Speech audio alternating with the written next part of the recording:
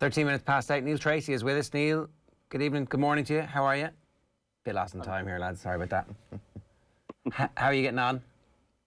Not too bad, no. Not too bad.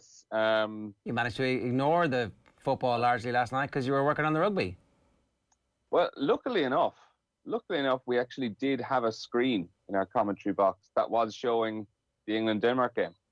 So I was glancing my eye upwards towards it every few minutes just to check and see on a score and give out a little update. But yeah, to be honest, I pretty much missed all of it. I can't say I have any real understanding of how that game went last night. I cost the last 10 minutes of extra time, I'd say, following my flight home from Johannesburg. Very good, yeah. Hope you took all the requisite COVID precautions. Oh yeah, 100%. Yeah. Do you think anybody out there thinks you were actually in Johannesburg last night and we need to clarify that for them? Is that something that we need to do? I certainly do. What's going on here? Modern life is rubbish. What's this private joke that I've stumbled upon? Episode 432. Let's talk about the actual game itself. We can talk about the drama around it in a moment. With the late kickoff and the amount of players who were isolating, the team got changed. These midweek team selections in the past have tended not to be great for your chances to make the test team. That doesn't seem to hold true this time? Yeah, I'd probably go along with that. As like you kind of said at the start, and also as well these midweek games and the opposition they're facing this time around, they are completely depleted because you look at the Springboks squad, they've got a training squad of almost 45 players. So the Sharks alone were losing 9 of their squad in normal circumstances in tours gone by. A few of those players might have been released back to their clubs for the actual games themselves, so they're able to kind of bulk up their squad a little bit. But it's not the situation at the moment. We saw with the Lions the other night, the Sigma Lions, that they were quite weak. The Sharks last night were picked from a pretty weak side as well, although it was a fairly settled team that they'd been able to kind of use over the course of the Curry Cup in the opening rounds of that. But in fairness, when you look at the disruption to the British and Irish Lions team, that there had been 4 players taken out of the back line, the starting back line to begin with, another 4 players taken out of the subs bench. They had 1 available back to go into the subs as well. So they're like 7 forward substitutes. I thought they did really, really well. And for someone like Josh Adams, who was coming in for his 3rd start in 10 days, I know players always say that a Lions tour probably takes a lot more out of you, and you're being asked questions you're not going to be asked on your regular club duty or on a regular international tour. But to be starting 3 matches over the course of a week and to come away with it with 8 tries is a pretty serious feat. And I think when you look at what Josh Adams and Duan van der Merwe have done over the course of these few games, 12 tries between the 2 of them, I'd say look at Anthony Watson and Liam Williams. Touch wood, they're obviously all right, and that they don't. We aren't certain yet. Were they one of the close contacts, or were they a positive case? So obviously, you want all of them to be fine first and foremost. But I'd say they were probably sitting down watching that on TV last night, having meant to have been starting the game, and seeing Duan van der Merwe and Josh Adams running in 6 tries in their place, and thinking, "Ooh, we might have a job here making a test team." Duan van der Merwe scoring a hat-trick while maintaining perfect hair must be a first for any Lions tour, I think. Then what is the story with this Saturday's game then, Neil? Is that going to be pushed back to right before the test if it doesn't happen this Saturday? And what sort of knock-on impact would that have for the reasons you're talking about there, players maybe being a little bit shattered going into the first test? Yeah, to be honest, Owen, we actually don't know is the honest answer, which is a strange thing to be saying on the Thursday morning before a game would potentially be going ahead. The communication from the Lions has been that they are working with South Africa Rugby, trying to source new opponents for the match. What they're hoping to do first, basically, is to have a replacement opponent put in for the game this Saturday, and they just ultimately won't end up taking on the Bulls over the rest of the tour. The other option then is that the game against the Bulls gets rescheduled into probably the week leading up to the first test, or even the week leading up to the second test. It's probably not ideal. I think they probably want to have the game on the Saturday. and free up those weekends. But yeah, that is the honest answer. We do not know what the situation around this game is. Because it's all well and good having Adams running in tries while maybe being a little bit tired against the South Sea Sharks, but doing it against the Springboks is an entirely different matter. And I do wonder, is there a school of thought out there that maybe the Springboks losing a game or two here, I know they need to get back up to match fitness, but that the other way of looking at it is that they'll be completely rested and ready for this? Yeah, what I could see happening, to be honest, is the game against South Africa A next week. I could see, given that they've now had their game against Georgia cancelled, I could absolutely see it that Jacques Nienaber and Rassie Erasmus decides to throw in some of the frontline South African players that didn't get a run against Georgia the first time out because they were still involved with club duty and coming back, and they were late linking up with the squad. Maybe someone like Cheslin Colby. I could see him giving a few more experience and a few more high-profile players a run in that South Africa A game just to get them a little bit more up to speed. That would make sense, wouldn't it? And the other thing, obviously, you mentioned the Georgia game going there. How undercooked will the Springboks test team be by the time the first test rolls around? Because it's only a couple of weeks away. Yeah, to be totally honest, I kind of think they might be a little bit undercooked.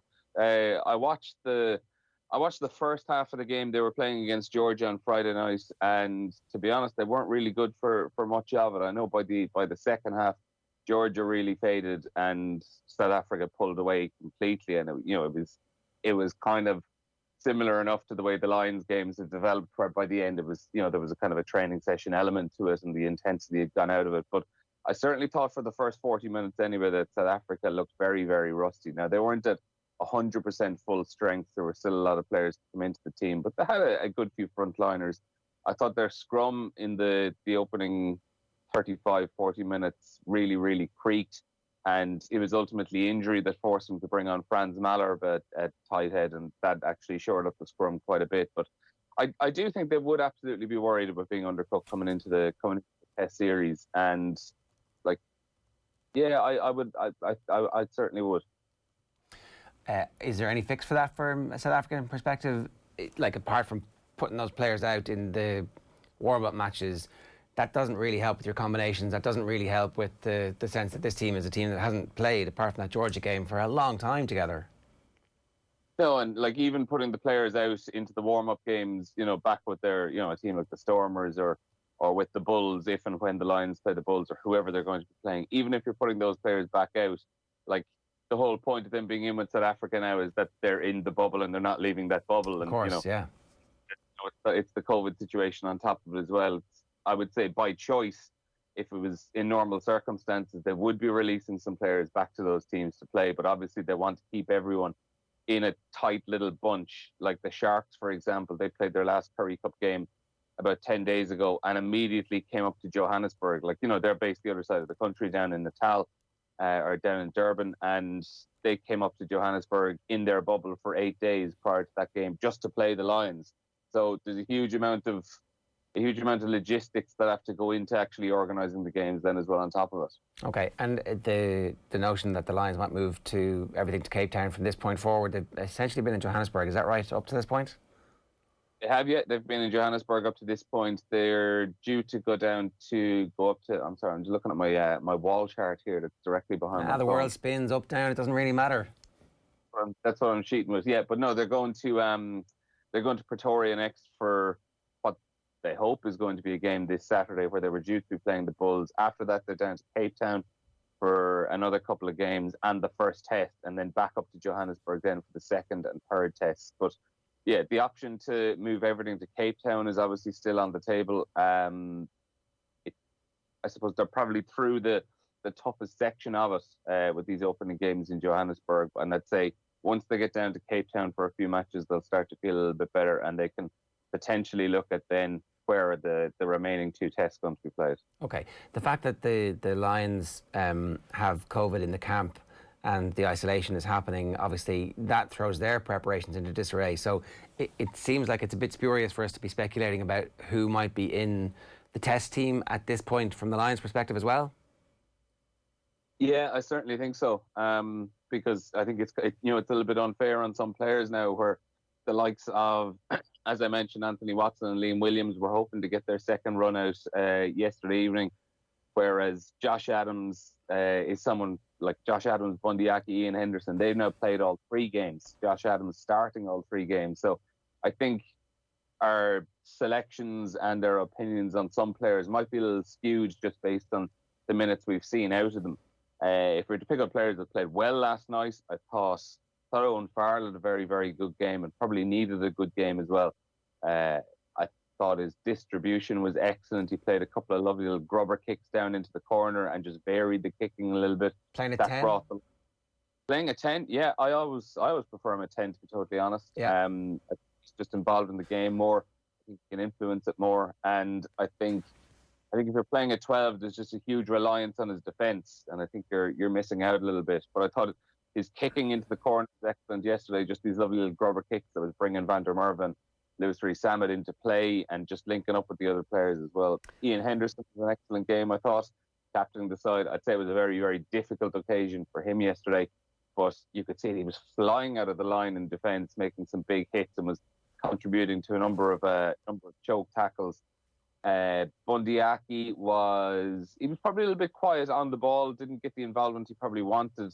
They were kicking a good bit, trying to just link up and bring the back 3 into the game. So Bundy Aki probably had a relatively quiet game. It goes without saying, Josh Adams and Duan van der Merwe were excellent, and it harks back. There was one moment, I think it was Josh Adams' second try of the match, harks back to something Keith Wood had been saying on the lads at Monday Night Rugby on Monday about how as good as a finisher Josh Adams is, that it's the work rate and it's the sheer energy and constant willingness to be involved that is setting him apart at the moment. And you could see that with, I think it was his second try in the second half of the game, where the ball was a little bit messy coming out of a ruck and he manages to get a leg to it and fly hacks it, and he chases it down and it's still bobbling around there on the try line. It was an incredibly messy try, but he was the one there just about managing to wriggle his foot in around it and get the ball onto it, and would not give up until eventually it broke out the right side for him and he was able to touch it down. So he's just absolutely coasted away in terms of the back 3 options at the moment. 8 tries in 3 games, just a pretty staggering return. Okay. The Lions are slight favourites to win this Test series at the moment. Not a huge amount separating them really when it comes to how the bookmakers think this is going to go.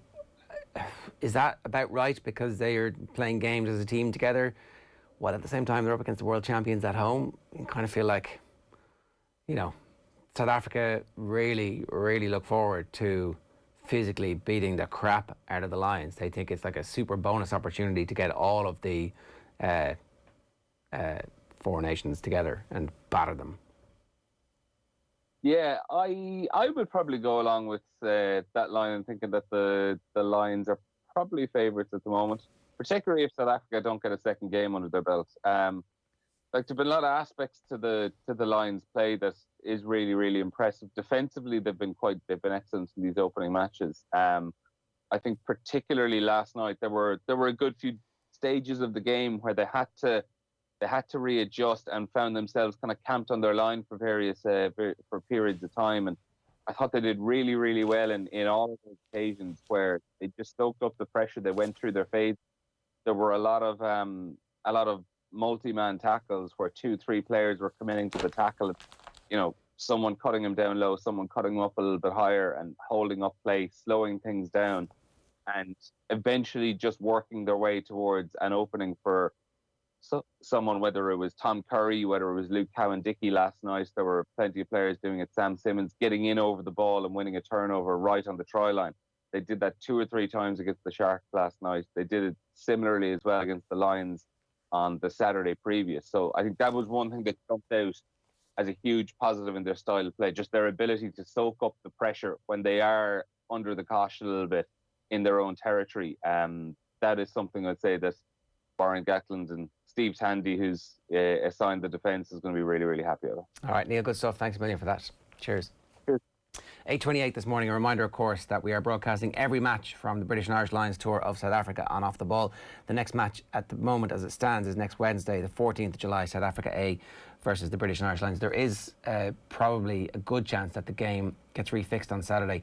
that the Lions play somebody else other than the team that they were supposed to be playing. We'll wait and expect an announcement around noon today on that. We will bring you that news as soon as we get it. Our coverage is brought to you in association with Vodafone, lead partner of the British and Irish Lions.